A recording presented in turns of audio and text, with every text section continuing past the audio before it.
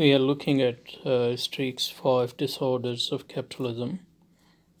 So we looked at stagnation and then oligarchic redistribution and then plundering of public domain. And today we are going to look at corruption.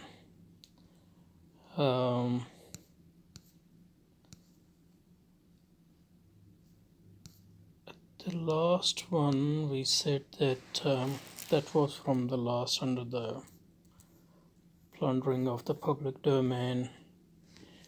What may be surfacing here is the fundamental tension described by Marx between, on the one hand, the increasingly social nature of production. So all society partake in production or makes possible private ownership and profits and all that. So that's the social nature of production in an advanced economy and society. And private ownership of the means of production on the other. But as I mentioned last time, it's not so much private ownership of the means of production, but in the capitalist system, that's why the focus on class is misplaced, because in the capitalist system, in principle anyway, those who can make those who know how to accumulate and dedicate their life to doing that, they are on the top. That's why those who run the show are not the owners but the managers in today's capitalism, because they know or they are assumed to know how to make profits, how to accumulate. As productivity growth requires more public provision, or the long-term planning anyway, it tends to become incompatible with private accumulation of profits, forcing capitalist elite to choose between the two. So in the capitalist, if we define capitalism as accumulation through accumulation, so the basic thing is accumulation. Everything else is the means to accumulation. So depending on the particular constellation and limitation and opportunities, the capitalist logic will decide whether productivity is to be focused on or not. So a productivity growth requires more public provision. Or at least long-term perspective. It tends to become incompatible with private accumulation of profits, forcing capitalist elite to choose between the two. So obviously, if the main focus is on financial capitalism, then productivity is not going to be the main focus. It's always going to be a secondary, because financial accumulation is basically money in search of its. So based on speculation and based on extraction of profits, as we saw in the last 2 points, the result is that we are seeing already today. The result is what we are seeing already today. The result of this so-called decoupling of productivity and profits. The result is that we are seeing already today economic stagnation combined with oligarchic redistribution. Because as we saw at various points, that if the dominant form of capitalism is financial capital, then it is going to be limited to a certain portion of society only, the main fruit of it. And the growth is not necessarily the main driving force of like productive based growth or production based growth. Because in the production based growth you need to redistribute, because you have to, trade unions and trade labor power and labor wages and all that, and also buying power has to be taken account of. But relatively speaking, if the dominant form of accumulation is finance, then you can ignore or at least de-emphasize that. So economic stagnation combined with oligarchic redistribution. So if the basic form of accumulation is financial capitalism and speculation, so the money basically goes to, so you don't want too much taxes, you don't want too much state intervention, except when it is on behalf of the financial capital. And what you need is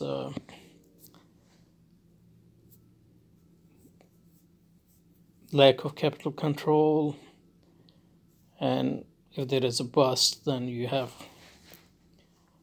cheap money available. So basically, society bears the loss and provides the money for the financiers or financial capitalists to rebuild their fortunes.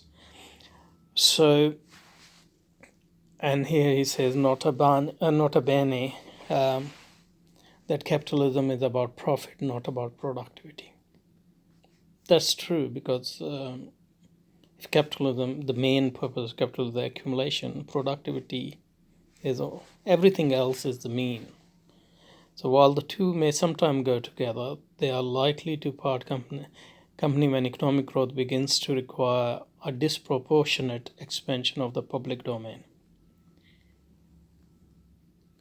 as envisaged early on Wagner's law. So while the two may sometimes go together, they are likely to part company when economic growth begins to require a disproportionate expansion of the public domain. Capitalists' preference for profit over productivity, and with them the regime of capitalist private property as a whole, may then get in the way of economic and social progress. Capitalist preference for profit over productivity, because it is through profit that you accumulate. So if capitalism is about accumulation, then they are going to, and if there is a clash between profit and productivity.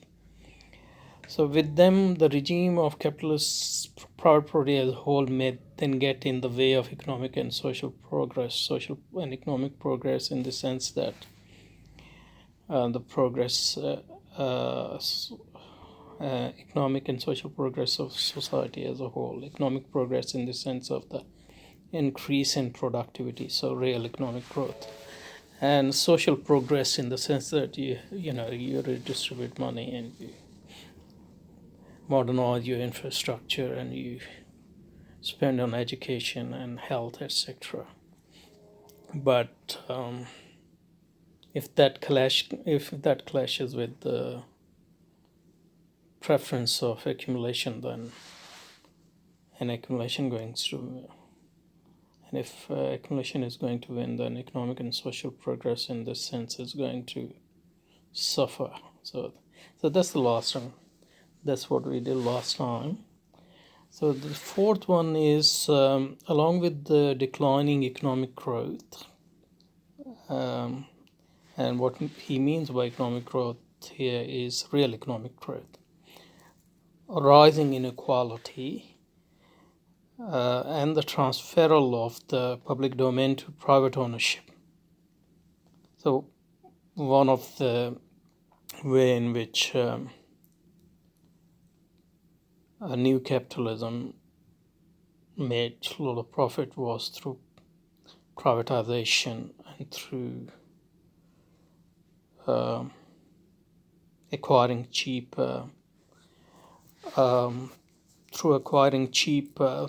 through acquiring the public utilities and public facilities and public institutions and public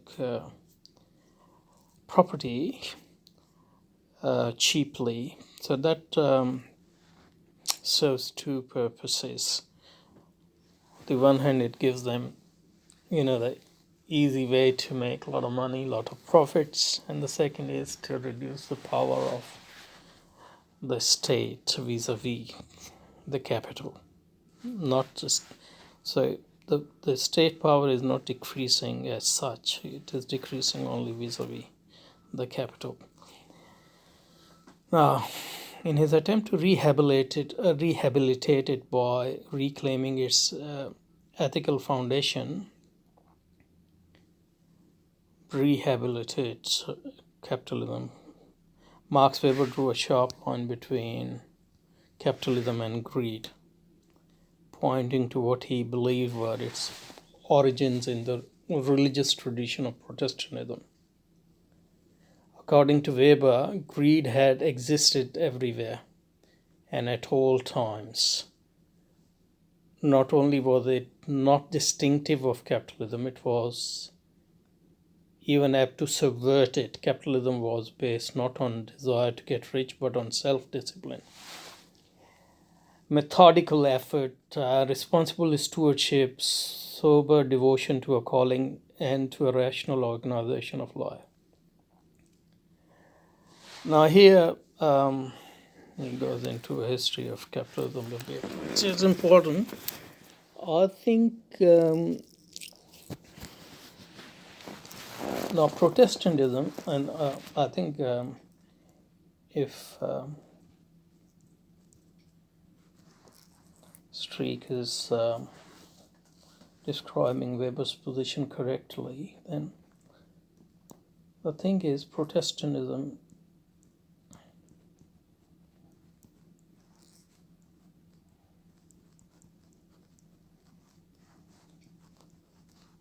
is an ideology of capitalism.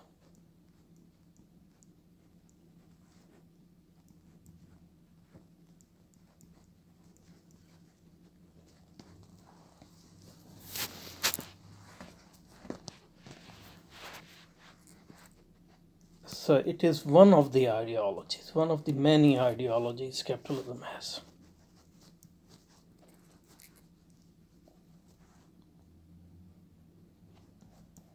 And in the early stage of its development,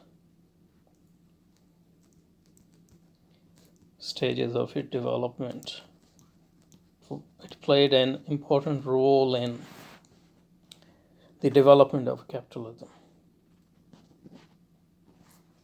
But Protestantism is not capitalism. It is just an ideology of capitalism. And capitalism has many ideologies. So as capitalism develops and matures, it finds different ideologies compatible with the stage of its maturity. People often make this mistake of confusing an ideology with the actual worldview or the actual civilization.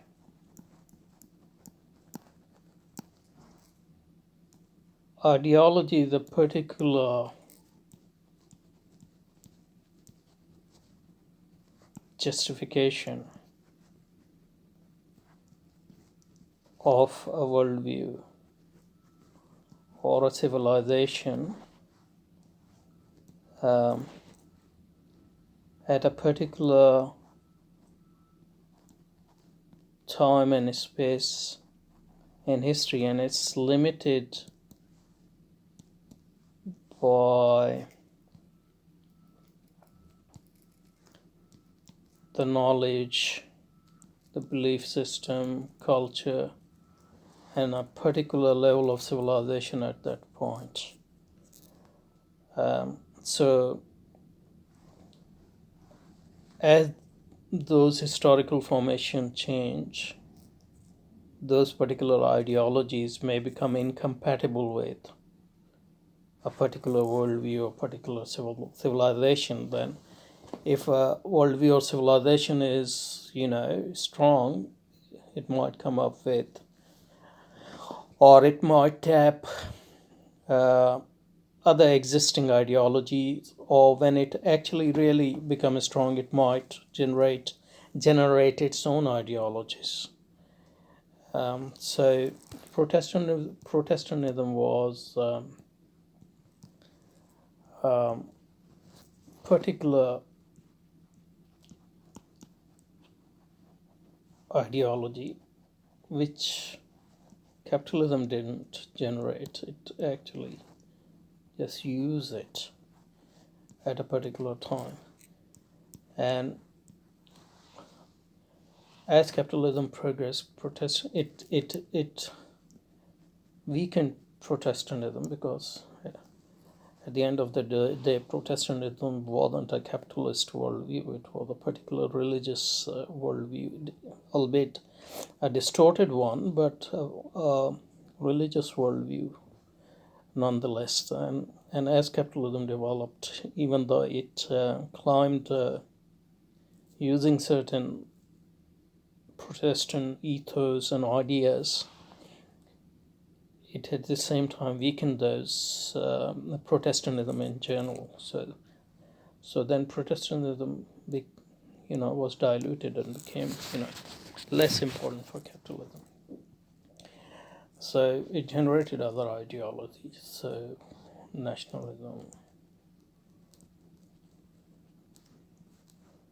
conservatism of various forms, socialism, liberalism. Obviously, liberalism is the most, to date, the ideology which is most suited to capitalism. And, even like in other civilization, like Islamic economics is, for example, an ideology of capitalism. And you can see similar justification in other Asian countries, for example, Japan. I'm not that familiar with those justifications, but I'm sure there are those justifications. So, first thing we have to say about this is the Weberian thesis is that Protestantism was a particular ideology of capitalism, and wasn't capitalism per se. And similarly, self-discipline and all those things are particular methods and particular ideologies, particular practices, which capitalism finds useful at times, but they can't be equated. They can't be equated with capitalism as such. Okay. So, according to Weber, greed had existed everywhere. Let's go back a bit. Max Weber drew a sharp line between capitalism and greed. That's because he saw capitalism through the prism of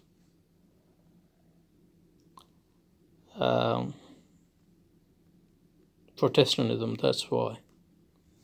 And obviously, Protestantism, although it sanctions, if compared to Catholicism, it sanctions greed, avarice of a sort, but it also gives it a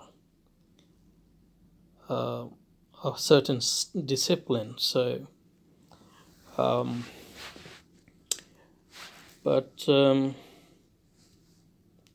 Marx Weber drew a sharp line between capitalism and greed. So, and he drew this sharp line because he saw capitalism through the prism of Protestantism. But is there a capitalism? What is capitalism?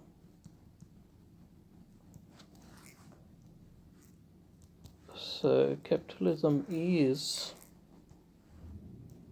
the universalization of greed.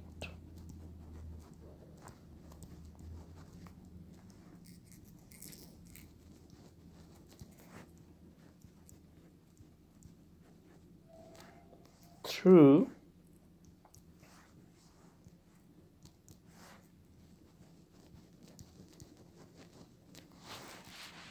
the mechanism of covetousness or jealousy or competition. And this universalization of greed is called accumulation. For the sake of accumulation. And the method of competition for this accumulation is the method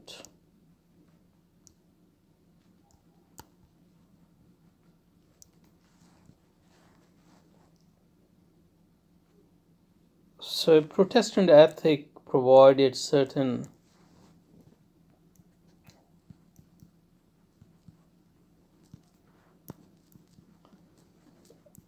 disciplines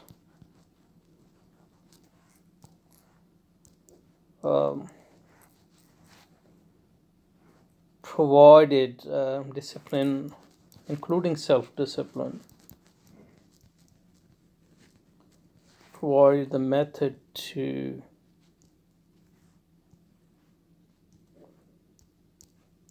universalize greed in a society in which greed wasn't universal.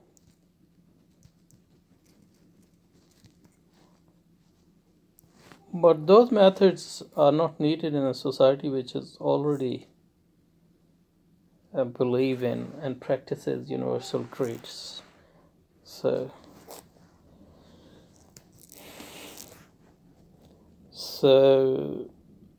Max Weber drew a sharp line between capitalism and greed, pointing to what he believed were its origins in the religious traditions of Protestantism.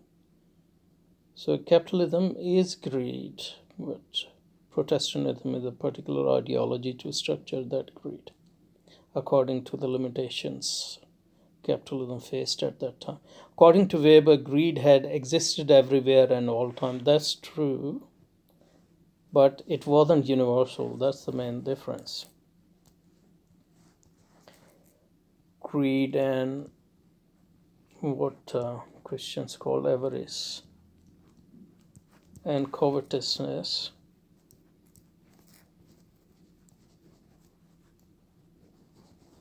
or jealousy existed everywhere. There's no doubt about that. That's part of human nature. But they were not universally legitimate and dominant values or passions. That happened only in 20th century, and it started becoming universal through, starting from 12th century, 13th century, but really got a boost in 16th, 17th century through different transformation within European society and then colonialism and all that. So that's the main difference we have with Weber here. So capitalism, according to Weber, greed had existed everywhere and at all times. Yes, but it wasn't universal. Not only was it not distinctive of capitalism, universalization of greed is capitalism. It was even apt to subvert it. So when obviously it might subvert itself in a particular society at a particular point, as so it needed forms of self-discipline and all that, and Protestant methods. So capitalism is based on not on a desire to get rich, but on self-discipline, methodical effort, responsible stewardship, sober devotion to a calling, and a real and a rational organization of life. But that's confusing between. That's a confusion between ethos and discipline. Method. Ethos is greed, universalization of greed. The method change according to the needs of that universalization. So self-discipline, methodical effort, responsible stewardship, sober devotion to a calling, and a rational organization of life. There are different methods, different means, different ideologies, and capitalism is not tied to any of those things, depending on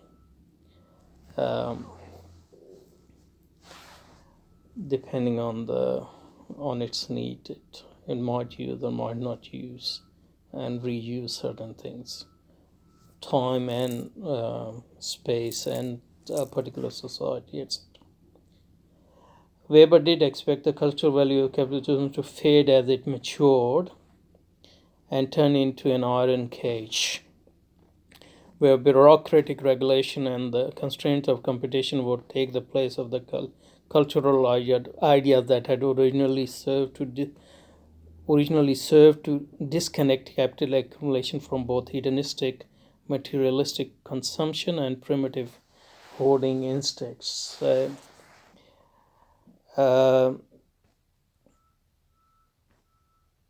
What those ideas did wasn't to disconnect capital accumulation from hedonistic, materialistic consumption and primitive hoarding instinct.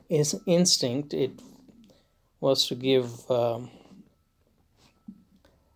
capitalism grounding in a particular society which wasn't capitalist yet. What he could not anticipate, however, was the neoliberal revolution in the third of the 20th century and unprecedented opportunities it provided to get very rich. That's very myopic of Streeck here, because maybe he's ignoring the whole history of imperialism and colonialism and history of early, capitalism, especially England, for example. So, so I think we'll stop here and then we'll continue with Weber next time.